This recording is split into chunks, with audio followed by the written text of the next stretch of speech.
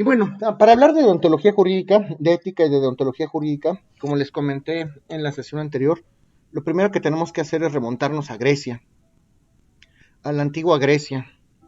Y antes de hablar de Grecia, vamos a hacer un poquito de historia, refiriendo justamente el momento aproximadamente exacto, de acuerdo a la ciencia, cuando aparece el hombre.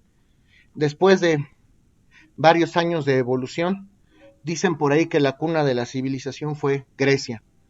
Y tenemos a los primeros pensadores. Cuando el hombre empieza a desarrollar de alguna manera conciencia, se da cuenta, o nos damos cuenta entonces como humanos, como seres humanos, que existen varios cuestionamientos que tenemos que responder.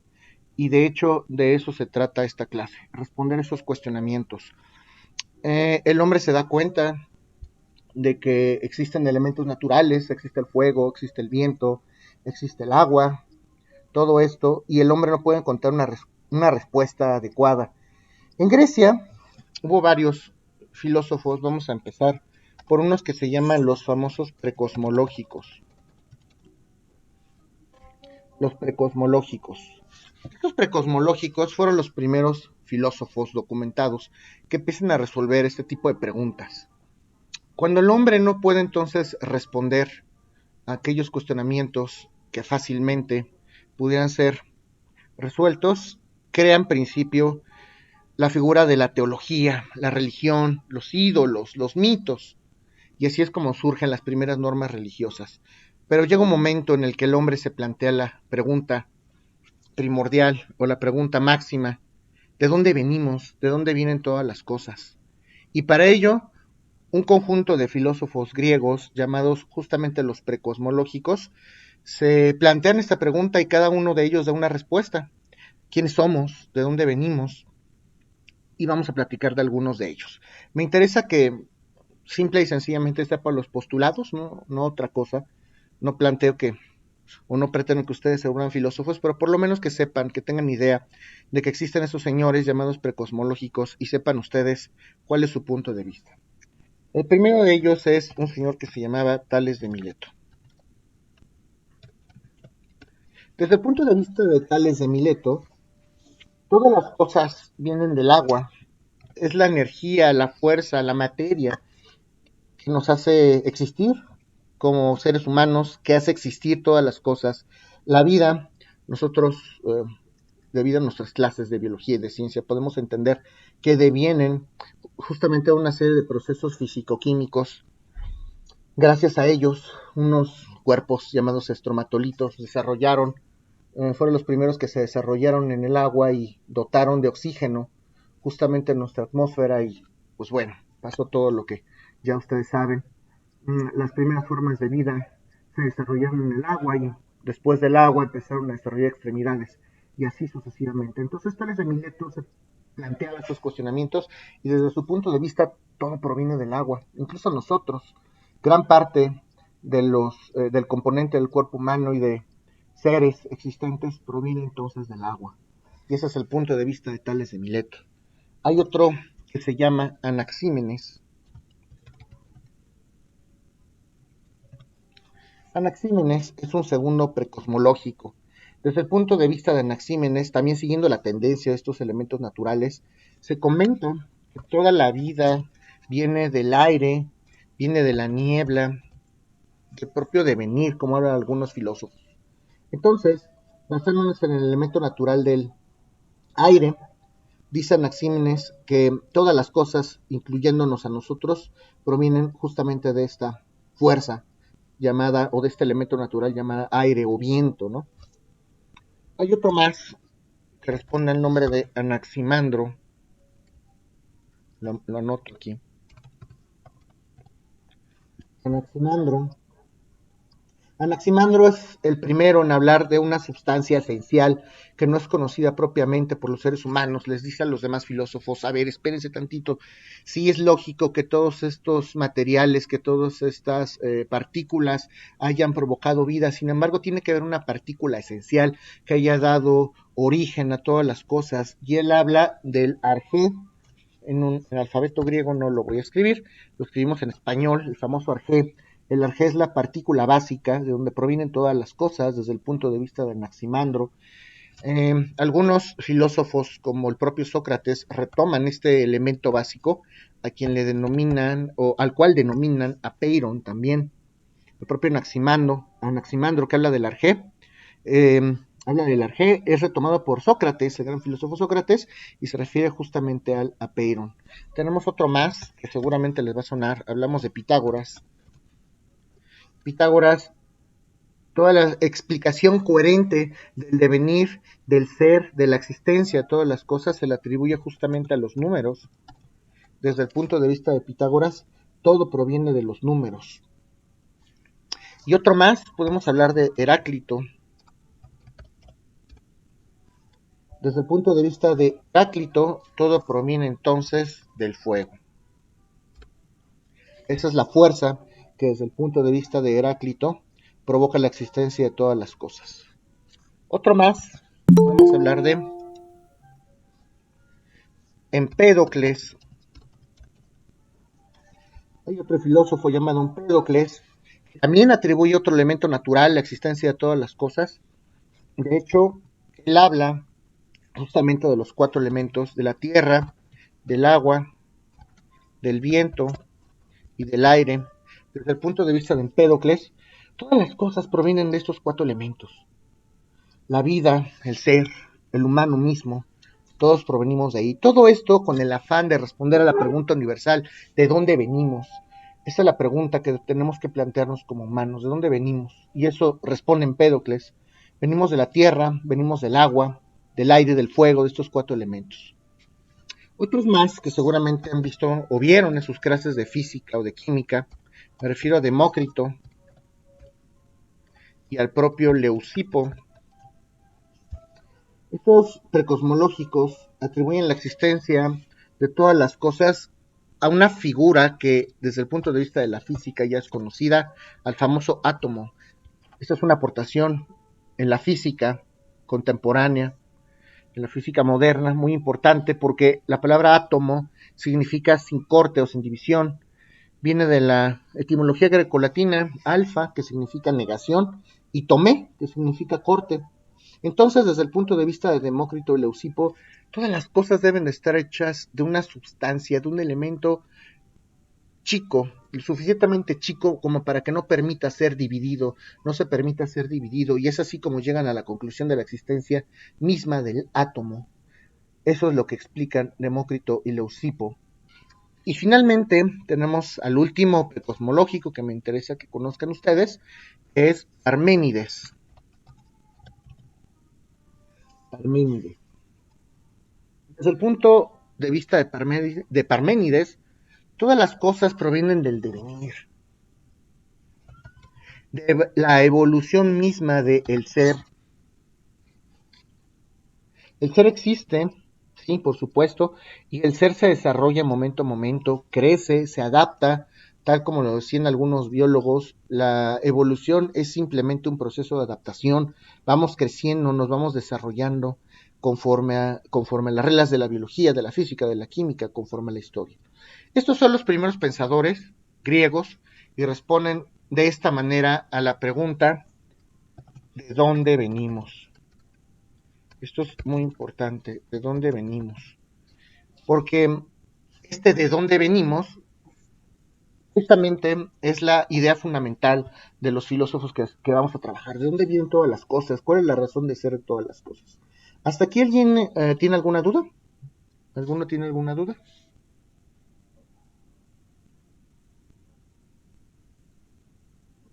¿Alguna duda? ¿Algún comentario? ¿Qué opinan de esto, amigos? ¿Están de acuerdo con alguna de las teorías de estos precosmológicos o no? ¿Conocen la filosofía griega? ¿Concuerdan, no concuerdan? ¿Qué opinan?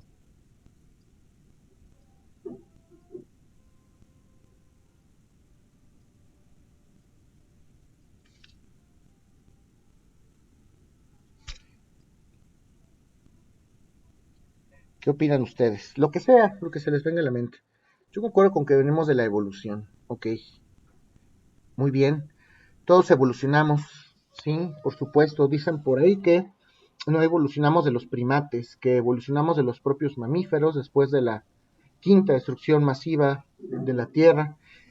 En el continente africano, estos roedores evolucionaron a primates. Estos primates eh, se situaron en África, que era justamente el continente más viejo, es el continente más viejo de todos.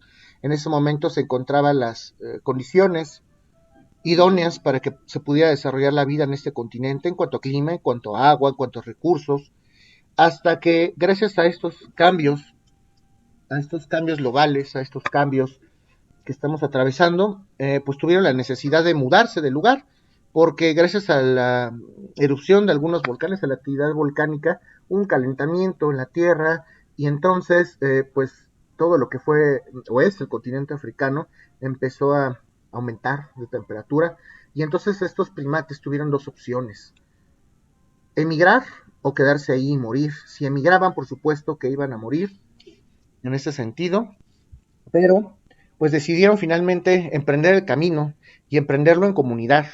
Varios de ellos, varios de estos primates, emprendieron entonces su camino, dejaron de ser bípedos, perdón, cuadrúpedos para convertirse en bípedos. Emprendieron este camino, es justamente como empezamos a hablar de la evolución, hasta que el hombre empezó a localizar algunos lugares idóneos propiamente para su desarrollo. En algunos había recursos naturales, podemos hablar del agua, podemos hablar de algunos animales propios para la caza, podemos hablar de mm, algunos recursos para protegerse de las inclemencias, etcétera. Entonces, ahí es cuando el hombre deja de ser nómada para volverse sedentario. Es así como vamos evolucionando como humanidad hasta llegar hasta nuestros días.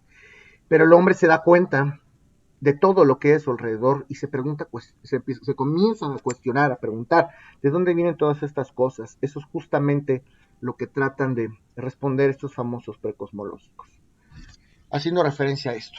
Después, en la época griega, eh, deviene uno de los principales exponentes, a quien conocemos como el padre de la filosofía, el famoso Sócrates. ¿Alguien ha oído hablar de Sócrates?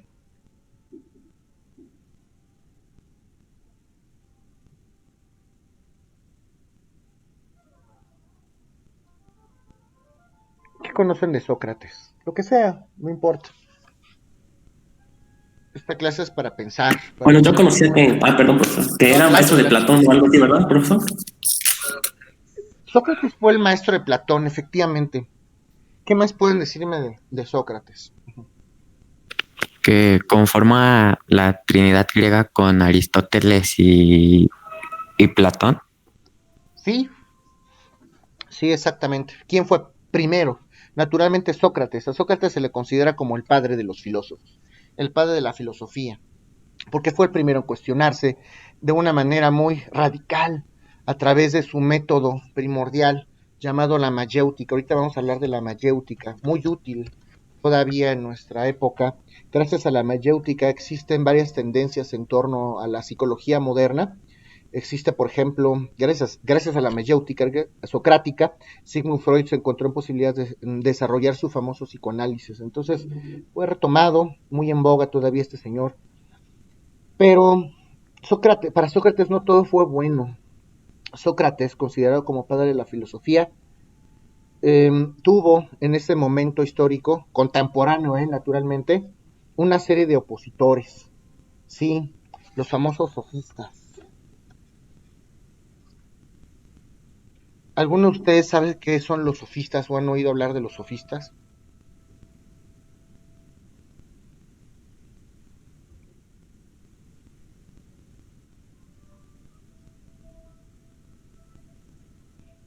¿Nadie? ¿Nadie conoce a estos famosos sofistas? Eran los que daban prioridad a la naturaleza, que decían que todo lo que es natural pertenece a la divinidad. Mm, claro que se hablaba ya de religión en este momento para explicar todas aquellas cosas que no podemos entender.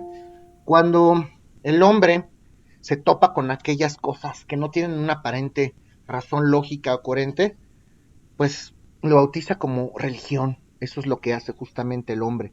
Sin embargo, los sofistas eran conocidos en ese entonces como los famosos mercaderes del conocimiento. contrario a Sócrates, todas las enseñanzas de estos sofistas las atribuían o las daban a cambio de dinero, cobraban una cantidad por transmitir el conocimiento a sus alumnos, situación evidentemente con la que Sócrates estaba totalmente en desacuerdo. Para Sócrates todo mundo tenía o debería de tener acceso a este conocimiento de manera gratuita. Todos tenemos esta verdad, este conocimiento que está dentro de nosotros mismos. Y de aquí vamos a desprender varias ideas de Sócrates. Vamos a hablar de Sócrates, vamos a hablar de los sofistas.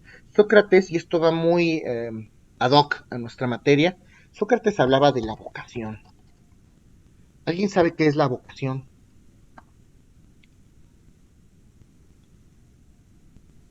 ¿O qué entienden que es la vocación?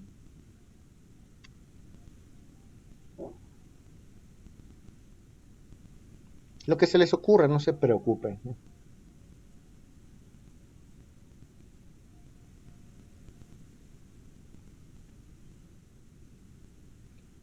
Vocación. ¿A qué le suena la palabra vocación?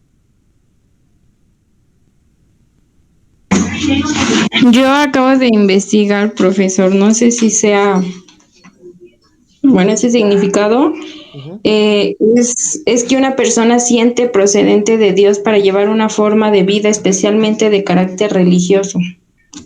Casi una experiencia religiosa propiamente dicha. Bien, ¿qué dicen los demás? ¿Qué opinan los demás? Déjense fluir. Esta clase es para que se dejen fluir, para que puedan pensar, para que puedan reflexionar, lo que ustedes entiendan. Está bien lo que me estás comentando. ¿Qué opinan? Quiero escucharlos a ustedes. ¿Qué opinan? De eso se trata esto.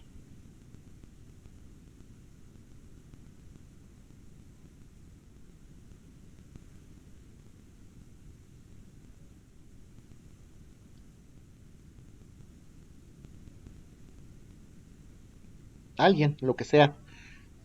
Basándonos a lo mejor en lo que dijo Areli, la idea que se les venga a la mente. ¿Qué creen que sea esto de la vocación? Es como la inclinación o por lo que se siente atraída una persona para dedicarse a cierta profesión o a cierto modo de vida, profesor. Ok. ¿Ustedes tienen vocación para el derecho? ¿Sienten que tienen vocación para la criminología, para el derecho? ¿O sienten que no? ¿Qué opinan?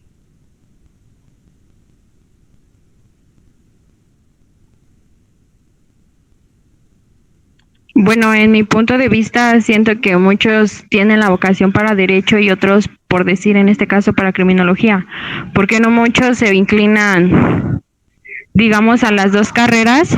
Entonces siento que es como lo que te llega a interesar o a gustar. Bueno, es lo que, Sí, así como está yo le muy entiendo. bien. Y seguramente ustedes se plantearon esa pregunta, eso es a lo que quiero llegar. Cuando ustedes eligieron estudiar esta licenciatura de Derecho y Criminología, ¿cómo la eligieron? ¿Con base en qué parámetros? ¿Con base en qué sentimientos? Porque eso es importante. ¿Con base en qué ideas? A lo mejor alguno me podría decir, pues es que a mí me gusta el tema de la justicia, yo he visto muchos problemas, a mí me gustan las ciencias penales, sí, todo eso sí. Pero ¿por qué? ¿Cuál es la razón de fondo por la que a ustedes les gusta la filosofía, por la que a ustedes les gusta el derecho en su caso? ¿Qué sienten? ¿Qué piensan?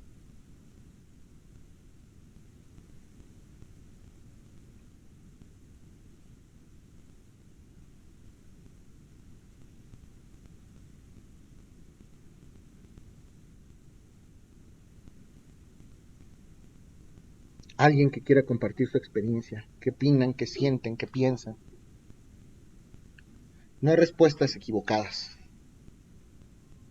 Si es lo que ustedes sintieron en un momento dado, no puede haber respuestas equivocadas. ¿Qué opinan?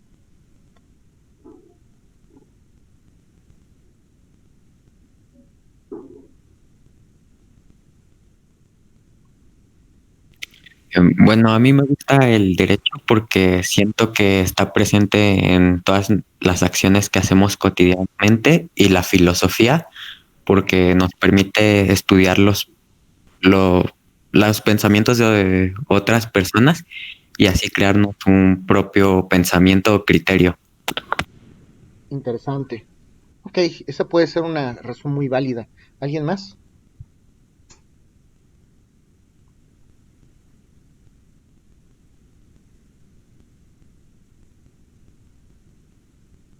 ¿Alguien más que quiera compartir su experiencia? ¿Por qué estudiaron o por qué escogieron criminología y no medicina? ¿O por qué no física? ¿No les gustan los números? ¿No se sienten identificados con la ciencia, con las ciencias fácticas? Porque finalmente el derecho y la criminología también son ciencias. Pero ¿qué opinan de las demás ciencias? ¿Por qué no hicieron concordancia en cuanto a gustos, en cuanto a talentos, en cuanto a pensamientos con las demás ciencias? ¿Por qué con derecho sí?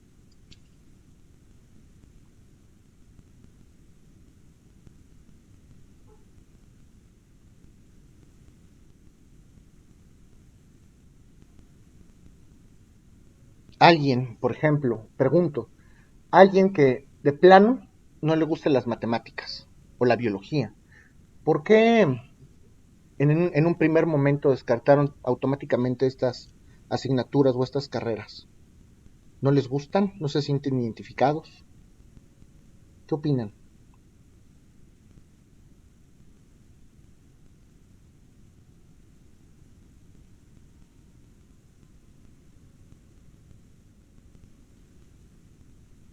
Quien sea, niños, no importa, sin miedo.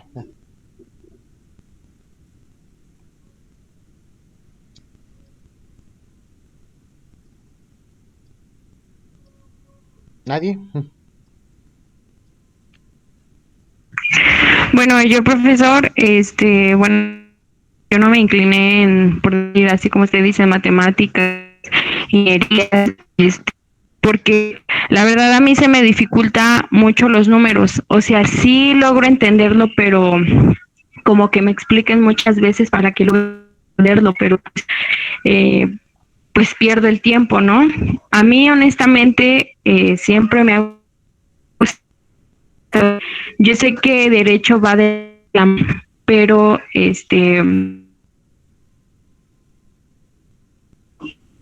Ujú.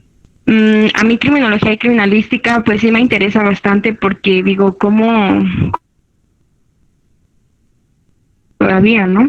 Es algo que te llama, algo que te hace sentir Y, especial. Ujú. ajá, me llama bueno, a mí fue desde la secundaria, siempre me llamó mucho la atención, le digo, porque, digo, aquí estamos hablando, digamos, de nosotros mismos, porque pues nosotros en algún momento vamos a estar en un momento así, y cómo los estudian, cómo algo tan,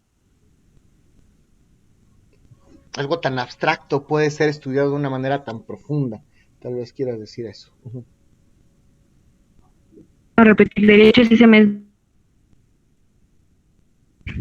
Ok, pues sí, todas las palabras, la verdad, a veces no le entiendo, pero ok. Pero aquí sí es el caso. Voy a completarles un poquito la idea para que podamos hablar del mismo idioma. Desde el punto de vista socrático, a la vocación la podemos entender como un llamado. Un llamado.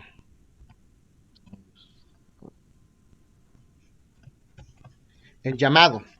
Eso es lo que comentaba Sócrates. Nosotros podemos saber que nos inclinamos a determinada ciencia, a determinada arte, a determinada profesión, porque nosotros mismos, dentro de nosotros mismos, existe la verdad. Y aquí es donde empezamos a hablar de algunas premisas socráticas. La verdad, desde el punto de vista de Sócrates, está dentro de nosotros mismos. Nadie más la tiene. Y si dentro de nosotros mismos está la propia verdad, lo lógico y lo consecuente es que no podamos estar equivocados cuando desde el punto de vista personal o intrínseco tomamos una elección. Este es un llamado que nosotros sentimos, simplemente lo sentimos. Aquí hablamos de experiencias sensoriales, intrínsecas, como lo maneja el propio Sócrates. Entonces, eso es la famosa vocación, un llamado. De repente ustedes estaban en su último curso de bachillerato, les plantearon a lo mejor a algunos dividirse por áreas. En mi época eran 4 áreas, era área 1, 2, 3 y 4. Físico-matemáticas, químico-biológicas, económico-administrativas y sociales. Creo que ahorita nada más hay 3. Derecho creo que la pasaron a área 3, la suprimieron, si no estoy equivocado. Y ustedes tuvieron que escoger, llegó un momento en que ustedes tuvieron que escoger, y a lo mejor en ese momento ustedes estaban dudando, tenían muchos cuestionamientos, todo era dubitativo, todo era cuestionable, ¿habré escogido bien? Derecho, me fui a área 4, todavía no es momento de escoger una carrera, pero área 4 porque no hay matemáticas, área 4 porque no voy a ver el ciclo de Krebs, porque no voy a estudiar física, porque no voy a estudiar neutrones, electrones, protones. Eso no es muy de mi agrado. Como ustedes dicen, hay cosas que nos cuestan más trabajo que otras. Y entonces, hay un texto, pregunta, eh, ¿alguno de ustedes sabe cuántas obras escribió Sócrates?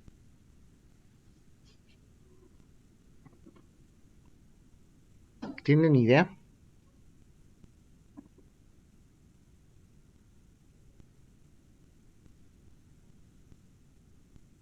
¿Ninguno?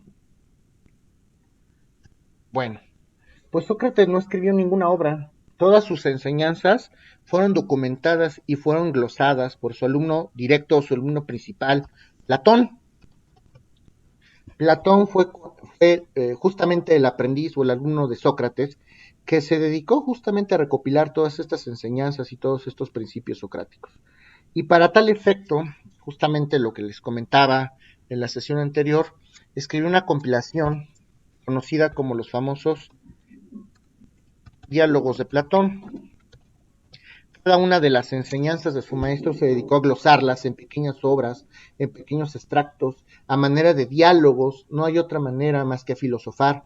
La manera en que Sócrates le enseñaba a sus alumnos era muy peculiar.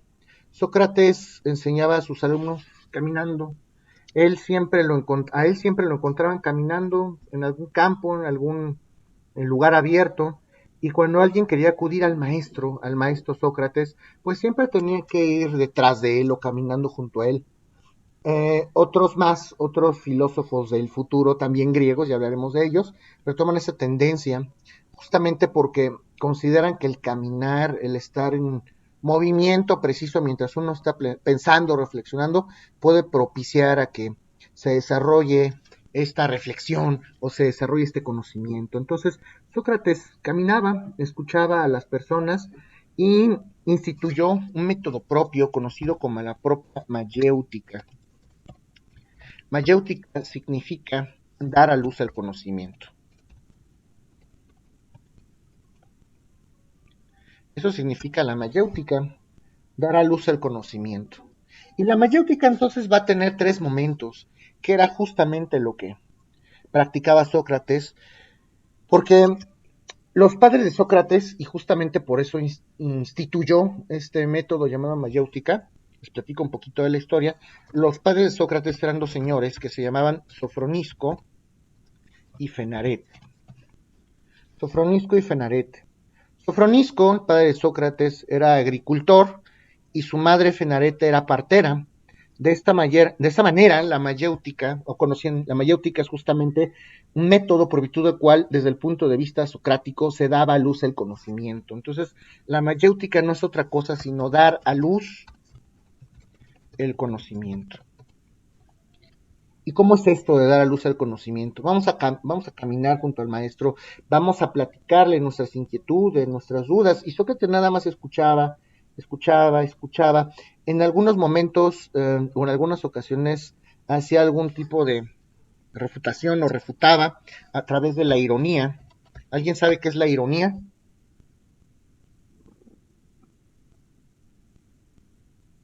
¿A qué le suena la ironía? Esto sí lo saben. ¿Qué es la ironía, muchachos?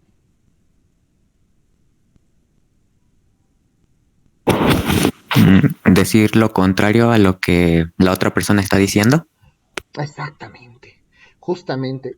Si una persona me transmite una idea buscando una respuesta, yo le voy a tratar de dar una respuesta totalmente opuesta a la realidad para que él deduzca de una manera muy evidente lo que planteo decir, darle una respuesta. Prácticamente algunas personas lo pueden tachar un poco de hostil este método, y así es como platicaba Sócrates con sus alumnos. Entonces los escuchaba. En un primer momento, Sócrates va a escuchar a los alumnos. En un segundo momento de la mayéutica va a refutar a través de la ironía. Y cuando llegábamos al tercer momento, que era la famosa mayéutica, se dice que dábamos a luz ese conocimiento que tenemos dentro de nosotros. Eso se conocía, ese conocimiento que está dentro de nosotros, se lo conoce como aletheia. Lo escribo aquí. Me voy a explicar un poquito más porque esto pudiera ser un poquito complicado. para aquellos que no están familiarizados con estas reflexiones. Si, por ejemplo, yo tengo duda para saber si la carrera adecuada que voy a escoger es la licenciatura en Derecho y Criminología, ¿a quién voy a acudir? Pues al maestro supremo de la filosofía, y es a Sócrates. E imagínense ustedes que están en esta Grecia antigua, en este momento, y acuden a Sócrates y lo van a encontrar ustedes en un campo enorme. Maestro, queremos hablar con usted, tenemos dudas. Yo tengo dudas, no sé de verdad si lo concordante conmigo es estudiar justamente la licenciatura en Derecho. Y entonces Sócrates les hubiera respondido, ¿sí? ¿Y por qué? Porque además Sócrates nunca podía refutar de una manera concreta. La manera en que Sócrates refutaba los planteamientos que le preguntaban sus alumnos era a través de preguntas, a través de la pregunta-respuesta, pregunta-respuesta. Siempre nos va a preguntar a nosotros Sócrates, ¿y por qué consideras entonces que derecho no es la opción, sí es o no la opción adecuada? Ah, bueno, lo que pasa es que yo me siento identificado con los valores propios de la justicia, de la equidad, a mí no me gustan los números, ¿y qué más? Le dice Sócrates, ¿qué más? Bueno, pues no soy concordante con las ciencias biológicas, con las ciencias químicas. ¿Y por qué no eres concordante con eso? Pues porque me cuesta más trabajo. ¿Y por qué te cuesta más trabajo? Ah, pues porque las abstracciones numéricas, me tardo más en desarrollar una abstracción numérica, batallé mucho en la primaria, en la secundaria, y la verdad es que he aprendido a entender esta ciencia del derecho, porque además la llevé en bachillerato y me cuesta menos trabajo. ¿Y por qué te cuesta menos trabajo? Me diría Sócrates. Ah, pues porque todo lo que leo, filosófica e históricamente hablando, lo puedo digerir de una manera más práctica, y siento entonces que estos conceptos jurídicos pudieran ser aplicados en una realidad social determinada. Y ahí es donde Sócrates los pararía en ese momento. Se hablaría tal vez de la vocación. Entonces sentiste el llamado y les haría el cuestionamiento. ¿Sentiste el llamado? ¿Cuál llamado, maestro? El llamado. Tú sentiste el llamado. Cuando hablaste de filosofía, cuando hablaste de derecho, cuando hablaste de criminología, te exacerbaste, diste razones, tus sentimientos cambiaron, tu tono de voz cambió. Entonces, tal vez sentiste el llamado. ¿Tú sientes que sentiste el llamado? Pues tal vez sí o tal vez no. Con este juego de preguntas y respuestas, más o menos a manera de ejemplo, cuando nosotros quedábamos plenamente convencidos de la respuesta, Sócrates nos enseñaba a través de su mayéutica que la respuesta y la verdad siempre estuvo dentro de nosotros. A eso se le llama mayéutica, dar a luz el conocimiento. La verdad siempre va a estar dentro de nosotros. Lo único que tenemos que hacer es saber encontrarla, saber sacarla de nosotros, de nuestro propio interior.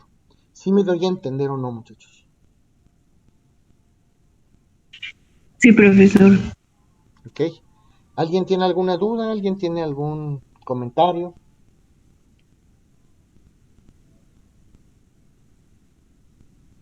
Ok.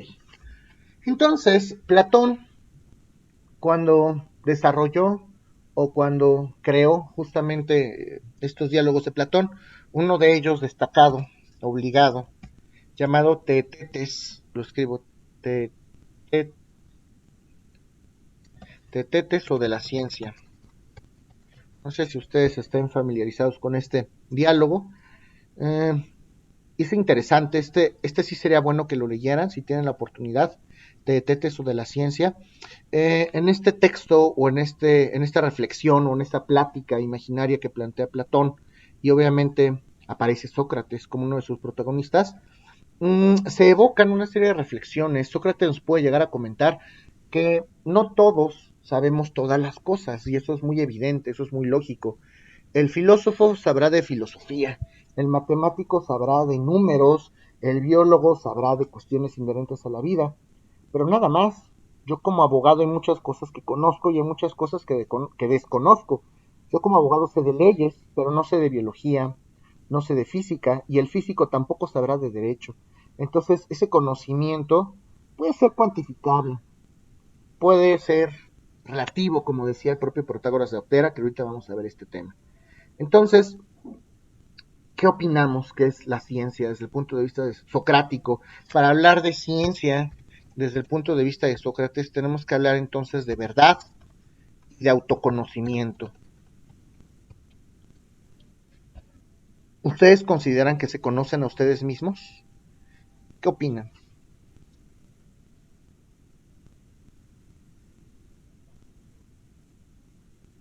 ¿Quién sí se conoce? ¿O quién no se conoce? ¿O se conocen parcialmente? ¿Qué opinan?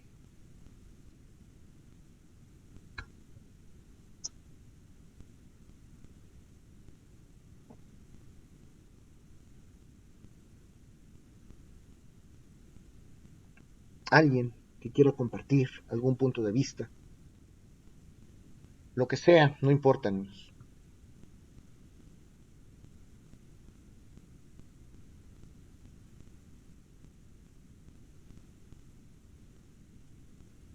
¿Nadie?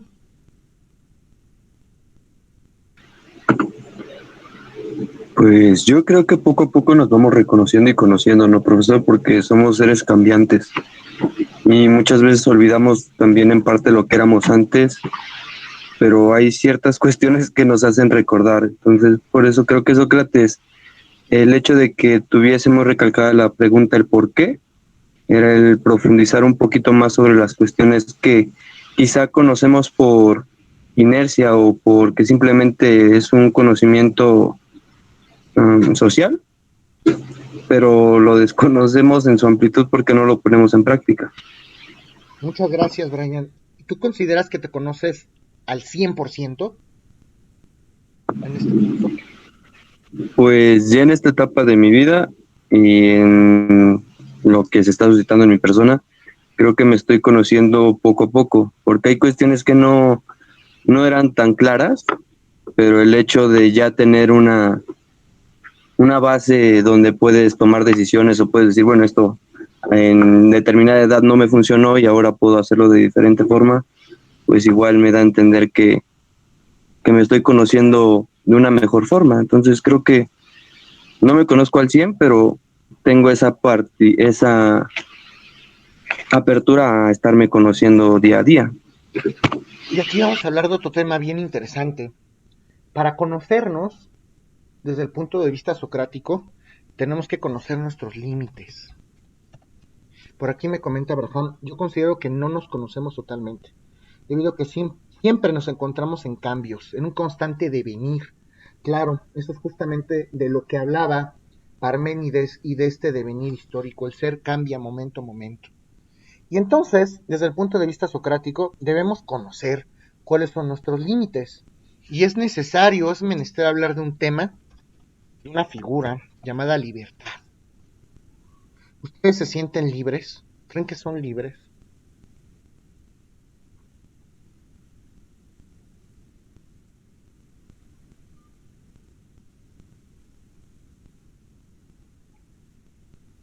¿Quién cree que no es libre?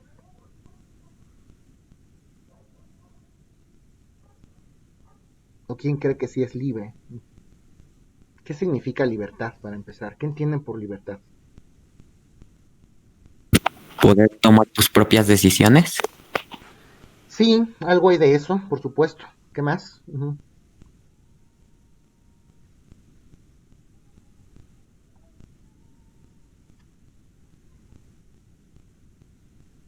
Les voy a ayudar un poquito. La palabra libertad viene de libertas, que significa sin límites. Eso implicaría poder ser sin límites, poder ser un ente, una persona sin límites. ¿Ustedes consideran que no tienen límites o que sí tienen límites? Maestro, pues bueno, creo yo sí tenemos límites, ¿no? Y están establecidos.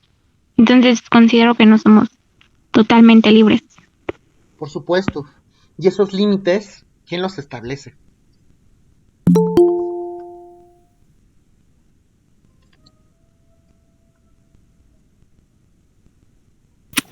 La profesor. El Congreso de la Unión. Vamos más allá. Desde el punto de vista jurídico, por supuesto que en un sistema jurídico, en un sistema político como el que estamos implícitos, la propia Carta Magna, la propia ley va a establecer cuáles son los límites. Hay un principio llamado principio de legalidad. Si hablamos de derecho, está el famoso principio de legalidad. Los seres humanos, las personas que nos encontramos en territorio nacional, Podemos hacer todo lo que queramos, absolutamente todo, siempre y cuando no contravengamos ni la ley, ni la costumbre, ni la moral, ni la ética. Eso es importante. Eso es desde el punto de vista jurídico, claro está. Desde el punto de vista personal, ustedes, como individuos, como personas, lejos de lo jurídico, ¿quién plantea sus límites en sus decisiones?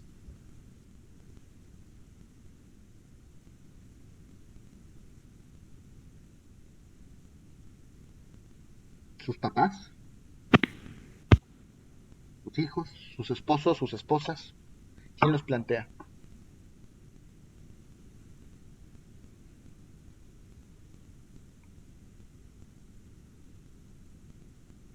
¿Quién les plantea sus límites? Adelante.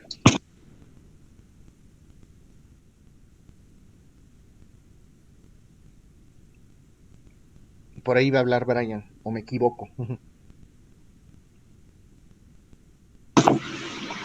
Pues es que creo que es un parte de todos, ¿no? Porque cuando somos niños aprendemos directamente de nuestras figuras paternas o nuestro círculo. Entonces desde ahí empezamos a marcar ciertos límites por inculcados. Y conforme vamos creciendo ya nosotros pues determinamos si sí o si no. Claro. Eso quiere decir que nosotros, momento a momento, vamos construyendo, vamos edificando nuestros propios límites. Cuando nosotros somos pequeños, somos infantes, y ese es un ejemplo muy adecuado, no conocemos muchas cosas del mundo, todo se nos hace fácil. De repente queremos estar corriendo en todos lados, por todos los lados, solo queremos estar jugando, solo queremos estar con nuestros amigos, no queremos dormir, queremos comer muchos dulces, y nuestros padres son los que nos plantean los límites, las personas que nos crían, las que nos educan cuando somos niños, infantes, son las que nos establecen estos primeros límites. Y ya estamos hablando un poco de educación. Mi madre o mi padre me tienen que decir, a ver, no te acerques a la estufa porque te vas a quemar.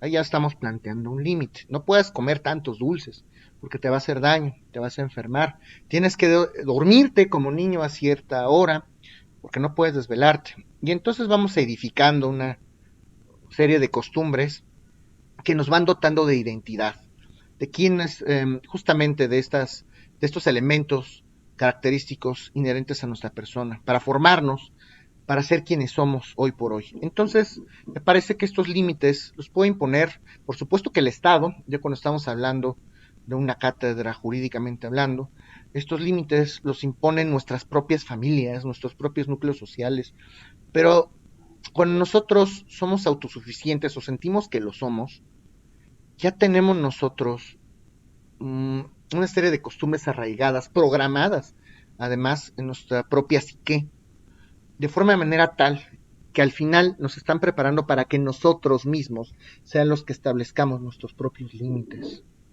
Y entonces, Sócrates hacía una gran diferencia entre la libertad y el libertinaje. Las personas libertinas son aquellas que no se plantean, que no tienen la capacidad de poder establecerse límites. Si yo, por ejemplo, soy un adicto al trabajo, o soy un adicto a la fiesta, o soy un adicto a las clases de violín o de baile o lo que sea, soy una persona que no tiene la capacidad para ponerse un límite. Y eso desde el punto de vista socrático cada vez nos aleja más de la perfección. ¿Los humanos somos perfectos? Por supuesto que no. Eso es algo sabido. Somos perfectibles, que es otra cosa. Perfectibles. Somos como un vector que se lanza hacia la felicidad. Y esto es importante pensarlo. Sócrates pasó muchos de los años de su vida justamente planteando este cuestionamiento. ¿Cuál es el fin último del hombre? ¿Cuál es el propósito último del hombre? Esto es algo que tenemos que pensar seriamente. Propósito. Todos necesitamos un propósito para seguir adelante. ¿Qué los mueve a ustedes? ¿Cuál es su propósito? Lejos de la carrera que hayan escogido, lejos de las elecciones que hagan momento a momento, ¿qué quieren para ustedes? ¿Cuál es su propósito? Espero a ver si alguien quiere participar, alguien quiere compartir esto. ¿Alguien puede hablar o quiere hablar de su propósito o de sus propósitos personales? Sin irrumpir en lo íntimo, naturalmente.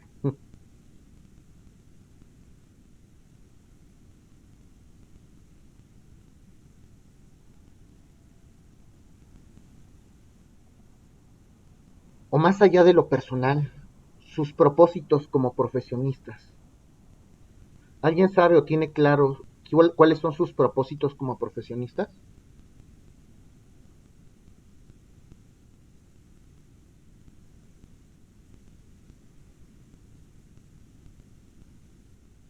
Quien sea, no se preocupen, sin miedo, no pasa nada.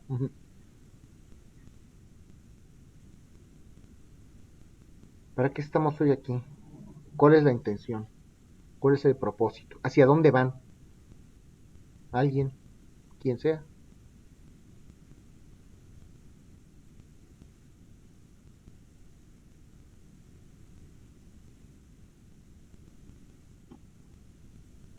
¿Nadie? Bueno, pues desde el punto de vista socrático, todos los hombres buscamos la felicidad. La felicidad en términos generales, en términos, si ustedes quieren, conceptuales. ¿Cómo vamos a lograr esa felicidad? Hay que buscar aquello que nos hace feliz. ¿A través de qué?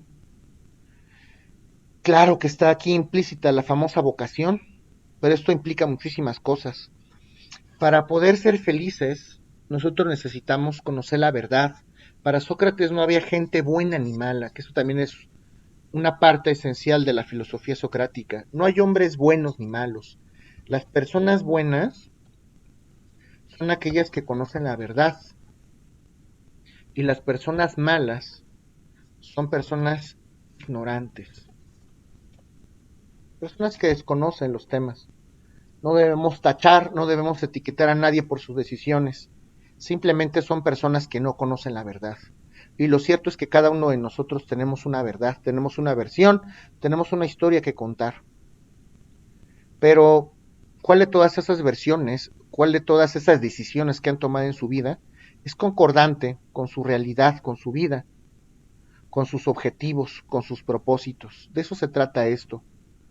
Al principio hablamos de la filosofía de manera muy general, y lo estamos hablando a un nivel personal, lo estamos hablando a un nivel metafísico, como el propio Sócrates decía. La palabra metafísica, la metafísica más bien, es una rama de la filosofía que estudia aquellas situaciones o aquellas figuras que van más allá de lo físico. Puedan entenderlo como ustedes lo quieran entender, hablen de la figura que quieran hablar.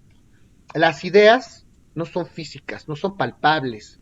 Yo no puedo acariciar, palpar, oler, degustar una idea.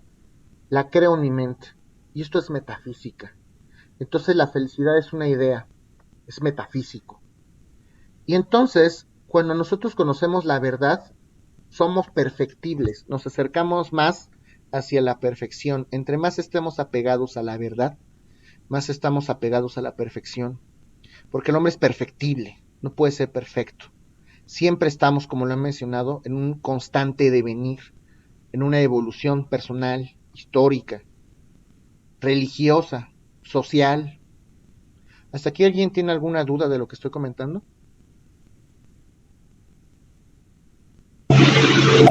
No, profesor. Ok. Bueno, son las 6:01. Nos vemos a las 6:11, por favor.